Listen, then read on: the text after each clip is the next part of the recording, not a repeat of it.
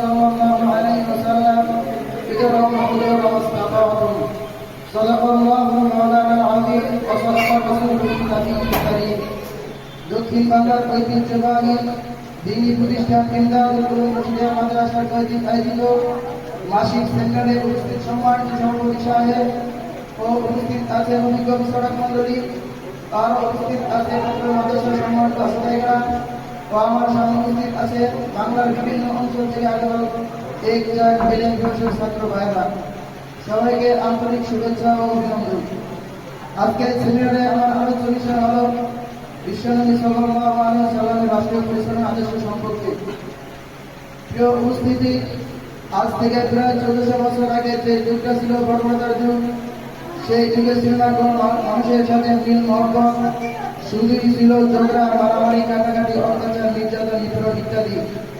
শুধু তাই নয়, তারা পুরুষদেরকে চিন্তা করে ফেলত এবং নারীদেরকে দাসী বানিয়ে রাখত।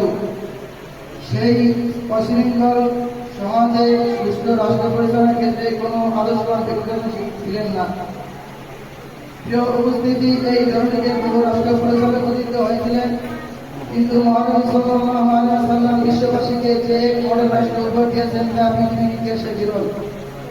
তাই আমরা মহানবী সাল্লাল্লাহু আলাইহি ওয়াসাল্লামকে দেখতে পাই যৌবনের প্রদান করে সুশীল সমাজ গড়ে তোলার দুঃপর্যায় নিয়ে মক্কার যুব সমাজের সমন্বয় গড়ে তুলেছিলেন বিলকুল যুদ্ধ নামে এক সামাজিক সংগঠন।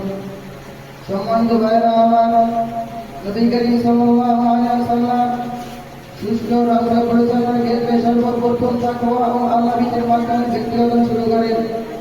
কেননা শাসনের বিরুদ্ধে কখনো অপরাধ দমন করা যায় না, আর অপরাধ দমন না হলে শান্তিময় সমাজ গঠন করা সম্ভব না। তখন তিনি ঘোষণা করলেন আল মুসলিম আবুল মুসলিম। শুধু তাই নয়, সেই বর্গের দিয়ে প্রতিটি ব্যক্তি ধর্মীয় স্বাধীনতা, সামাজিক ও নাগরিক অধিকার সহ মানবিকের সংরক্ষণ করে বিশ্ববাসীকে তাক লাগিয়ে তার যথার্থ বাস্তবায়ন করে মদিনাকে একটি মডেল রাষ্ট্র হিসেবে গড়ে তুলেছিলেন।